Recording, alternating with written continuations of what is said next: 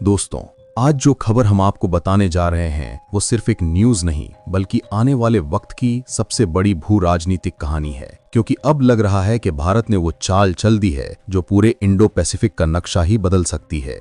जी हाँ, बांग्लादेश का चटगांव जो कभी भारत का हिस्सा हुआ करता था, अब फिर से भारत की नजर में आ चुका है और अब भारत की सेना इस मिशन के लिए पूरी तरह से तैयार बताई जा रही है।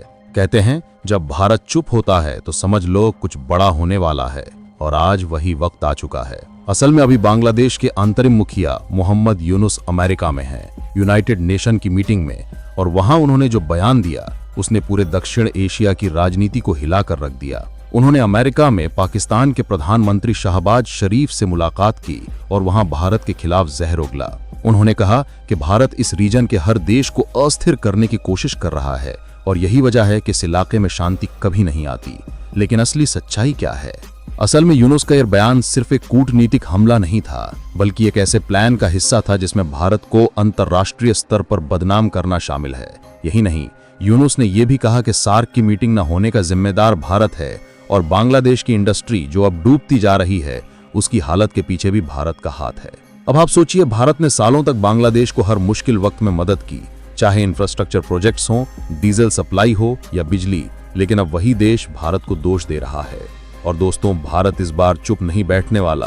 भारत ने अब मन बना लिया है कि इस बार जवाब सिर्फ शब्दों में नहीं बल्कि एक्शन में दिया जाएगा, और वो भी चटगांव को अपने कब्जे में लेकर। क्योंकि मोहम्मद यूनुस का रवैया अब किसी राजनीतिक मतभेद से आगे बढ़ चुका है। वो खुलकर भारत विरोधी एजेंडा चला रहे हैं। हर मंच पर, हर इंटरव्यू में, हर मीटिंग में भारत के खिलाफ बोलना उनकी आदत बन चुकी है। लेकिन शायद वो भूल गए हैं कि यह 2025 का भारत है, वो भारत जो अब किसी की धमकी या बयानबाजी से नहीं डरता। भारत अब तक बांग्लादेश के अंदर किसी भी सीधी कार्रवाई से बचता आया था, क्योंकि भारत हमेशा शांति का रास्ता अपनाता है। लेकिन अब हालात बदल चुके हैं।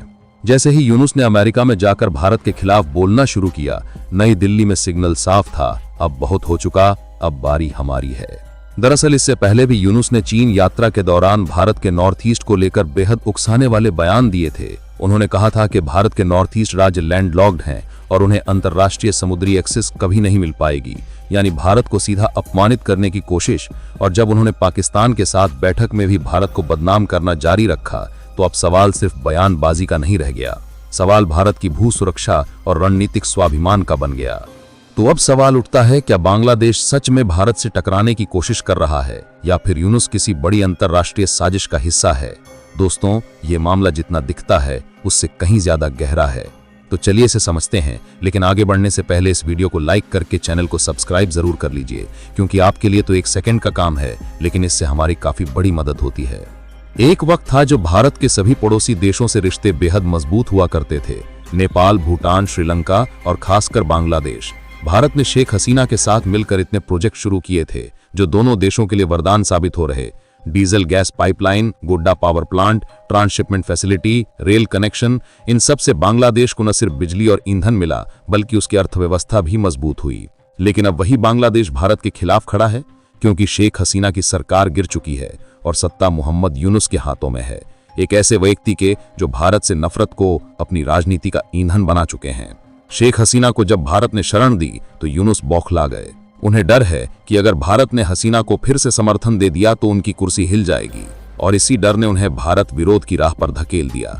अब बांग्लादेश भारत पर दबाव बना रहा है कि हसीना को वापस भेजो, लेकिन भारत ने साफ कह दिया है, हम किसी निर्दोष को दुश्मनों के हवाले नहीं करेंगे। अब बात करते हैं उस चटगांव रीजन की जो इस पूरी कहानी का केंद्र है।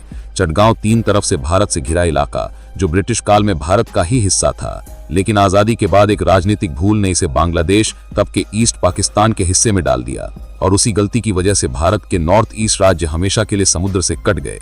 लेकिन अब भारत उस गलती को सुधारने की तैयारी में है। भारत की नई रणनीति साफ है, नॉर्थ ईस्ट को सीधा समुद्र से जोड़ो, यानी अब भारत के पूर्वोत्तर राज्यों को देश की मुख्य धारा से सीधा कनेक्शन मिलेगा, सस्ता व्यापार, तेज परिवहन और मजबूत सुरक्षा। क्योंकि जब तक चटगांव भारत के नियंत्रण में नहीं आता, तब तक नॉर्थ ईस्ट के लोगों को असली विकास नहीं मिल सकता। अब यूनुस की वही बात याद करिए जब उन्होंने मजाक उड़ाते हुए कहा था कि भारत के नॉर्थ ईस्ट राज्य तो लैंड लॉक्ड हैं। अब भारत उसी बात का जवाब जमीन पर एक्शन से देने जा रहा है। दोस्तों अब बात करते हैं असली गेम की, क्योंकि चटगांव सिर्फ एक बंदरगाह नहीं, ये वो गोल्डन गेट है जो भारत के नॉर्थ ईस्ट को सीधा समुद्र से जोड़ सकता है। यानी अगर भारत ने इसे अपने नियंत्रण में ले लिया तो पूरा पूर्वोत्तर भारत नई जान फूंक देगा। ट्रांसपोर्ट सस्ता होगा, व्यापार आसान और सबसे बढ़कर सुरक्षा अटूट। अब जरा सोचिए, चीन बरसों से स्ट्रिंग ऑफ पर्ल्स रणनीति के तहत भारत को चारों तरफ से घेरने की साजिश रच रहा है, लेकिन अगर भारत चटगांव पर पकड़ बना लेता है तो चीन की पूरी चाल ढेर हो जाएगी। और यही बात चीन को सबसे ज्यादा डराती है। चीन की नजर लंबे वक्त से इस पोर्ट पर रही है, लेकिन भारत ने साफ कह दिया है, चाहे दोस्ती रहे या न रहे, चटगांव अब भारत के बिना नहीं चलेगा। अब इसे सिर्फ राजनीति मत समझिए, ये भू राजनीति का मास्टर मूव है, क्योंकि भारत जानता है कि अगर चटगांव हमारे पास आया तो नॉर्थ ईस्ट के राज्य असम, त्रिपुरा, मिजोरम, नागालैंड सब सीधा भारत की मुख्य धारा से जुड़ जाएंगे और चिकन नेक जैसी दुश्वारियां से हमेशा के लिए छुटकारा मिल जाएगा। यानी अब वो वक्त खत्म जब नॉर्थ ईस्ट कटे हुए हिस्से जैसा महसूस करता था, अब वो भारत की धड़कन से जुड़ने जा रहा है। अब जरा यूनुस के नए दोस्तों पर नजर डालिए। पाकिस्तान, तुर्की और चीन तीनों ने मिलकर भारत के खिलाफ एक मिनी अलायंस बनाने की कोशिश की है, लेकिन हकीकत यह है कि तीनों ही अंदर से कमजोर हैं। पाकिस्तान तो खुद अपने हालात में डूबा है, तुर्की दिखावे के हथियार देगा पर सेना नहीं भेजेगा, और चीन भारत के साथ खुला युद्ध करने से डरता है, क्योंकि चीन जानता है भारत आज वो नहीं जो 1962 में था। आज भारत अकेले ही तीनों को जवाब देने की क्षमता रखता है। भारत की सेना ने नॉर्थ ईस्ट में अपनी मूवमेंट बढ़ा दी है, एयरबेस अपग्रेड हो रहे हैं, बीएसएफ की नई टुकड़ियां तैनात की जा रही हैं और सबसे खास राफेल, सुखोई और जगुआर जैसे आधुनिक फाइटर जेट्स को तैयार रखा गया है। वहीं नौसेना को भी आदेश दिया गया है कि बंगाल की खाड़ी और चटगांव कॉरिडोर में निगरानी बढ़ाई जाए। मतलब साफ है, अगर वक्त आया तो भारत पलटवार करने से पीछे नहीं हटेगा। अब सवाल यह है, क्या भारत सच में चटगांव को बांग्लादेश से अलग करके एक स्ट्रेटेजिक जोन बना सकता है? तो जवाब है हाँ, बिल्कुल। अगर भारत के पूर्वोत्तर राज्यों को खतरा हुआ तो भारत को रोकने वाला कोई नहीं होगा, क्योंकि भारत अब शब्दों में नहीं कदमों में जवाब देता है। और सबसे दिलचस्प बात, त्रिपुरा और मेघालय के स्थानीय समूहों ने भी इस कदम का समर्थन किया है, क्योंकि उन्हें भी समझ आ गया है कि चटगांव से भूभाग नहीं बल्कि उनके विकास की कुंजी है। अब जरा सोचिए कि अगर भारत ने सच में ये कदम उठा लिया तो क्या होगा? तो चीन का बेल्ट एंड रोड इनिशिएटिव ठप पड़ जाएगा, पाकिस्तान और बांग्लादेश की मिलीजुली चाल नाकाम हो जाएगी और पूरा इंडो पैसिफिक रीजन एक नए भारत का रूप देखेगा जो चुप नहीं जवाब देता है। लेकिन हाँ, अगर बांग्लादेश और चीन ने मिलकर कोई मूर्खता की तो ये जंग सिर्फ चटगांव तक सीमित नहीं रहेगी बल्कि हिमालय तक पहुंच सकती है, और फिर तबाही की वो तस्वीर शायद किसी ने सोची भी नहीं होगी। लेकिन भारत का रुख साफ है, हम जंग नहीं चाहते, लेकिन अपनी जमीन और सम्मान की रक्षा के लिए हर कदम उठाएंगे।